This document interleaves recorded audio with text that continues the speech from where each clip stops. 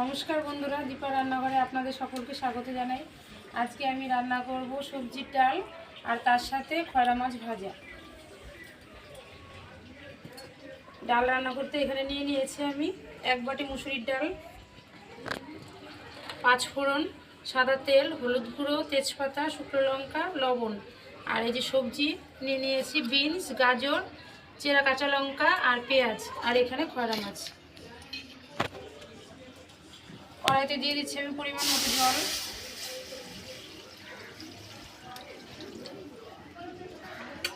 এবার ডালটা আমি একটু ধুয়ে নেব।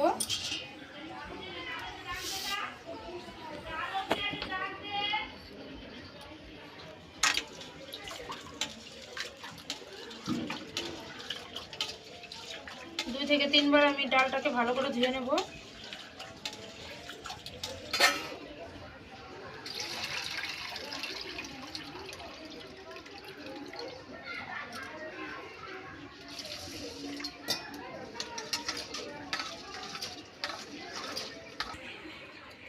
এবার ডালটা আমি দিয়ে দেবো কড়াইতে।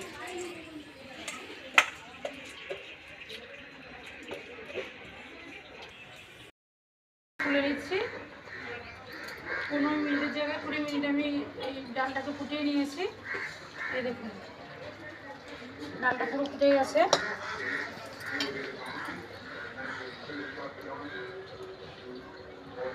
ছোটো চামচে 1 চামচ আমি হলুদ গুঁড়ো দিয়ে দিচ্ছি। এবার ডাল ঘুটনি দিয়ে ডালটাকে আমি একটু ঘেটে দেবো।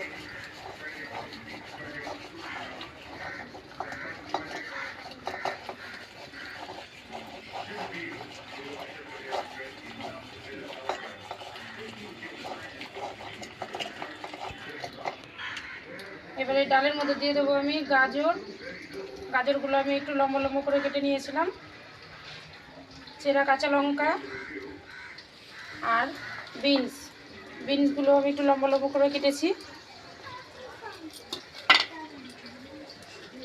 আবার একটু জল দিয়ে দেবো আমি।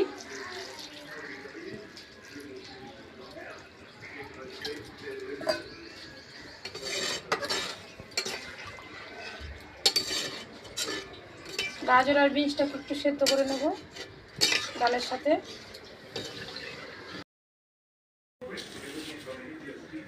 এই দেখুন গাজর আর বিনস খুব ভালোভাবে আমার সেদ্ধ হয়ে গেছে। এবার আমি ডালটাকে নামিয়ে নেব। এরপরে আমি ফোড়ন দেব।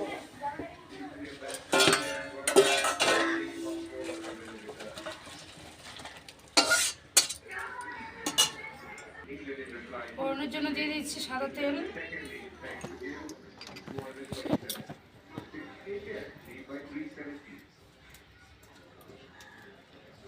শুকনো লঙ্কা, 5 ফোড়ন, তেজপাতা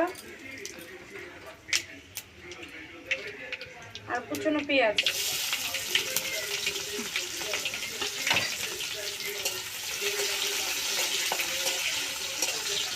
পেঁয়াজটাকে আমি একটু হালকা ভেজে নেব।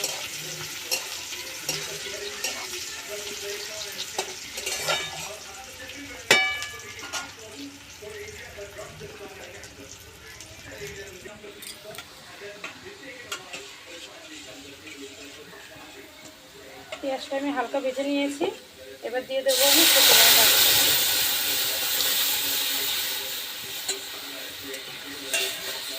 এইরকম করে ডাল রান্না করলে ছোটো থেকে বড় সবাই খেতে খুব পছন্দ করবে।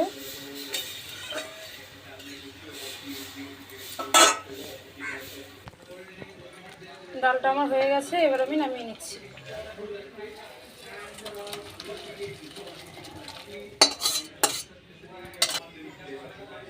খয়রা মাছগুলোর মধ্যে আমি নুন মাখিয়ে রেখেছিলাম, এবার আমি হলুদ গুঁড়ো দিয়ে মাখিয়ে নেব।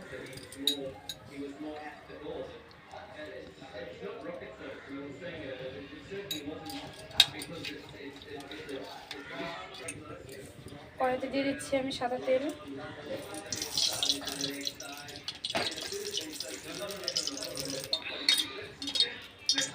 এবার এই খয়রা মাছগুলো আমি ভেজে নেব।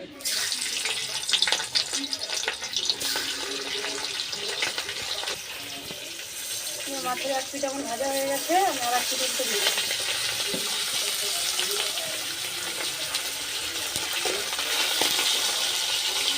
পায়রা মাছ যখনই ভাজবেন একটু লাল লাল করে ভাজবেন, তাহলে দেখবেন খেতে ভীষণ ভালো লাগবে।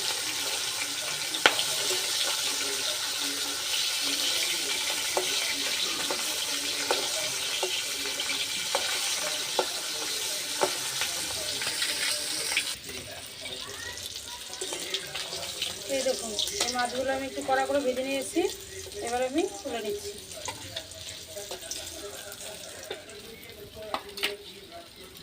বাকি মাছটাও আমি ভেজে নেব। এই মাছটাও ভাজা হয়ে গেছে, এবার আমি তুলে নিচ্ছি।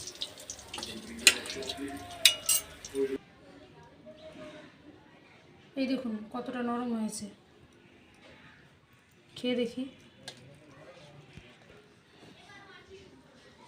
বন্ধুরা প্রথমে আমি ডাল দিয়ে খাবো, আর এই গরম গরম মাছ ভাজা তার সাথে।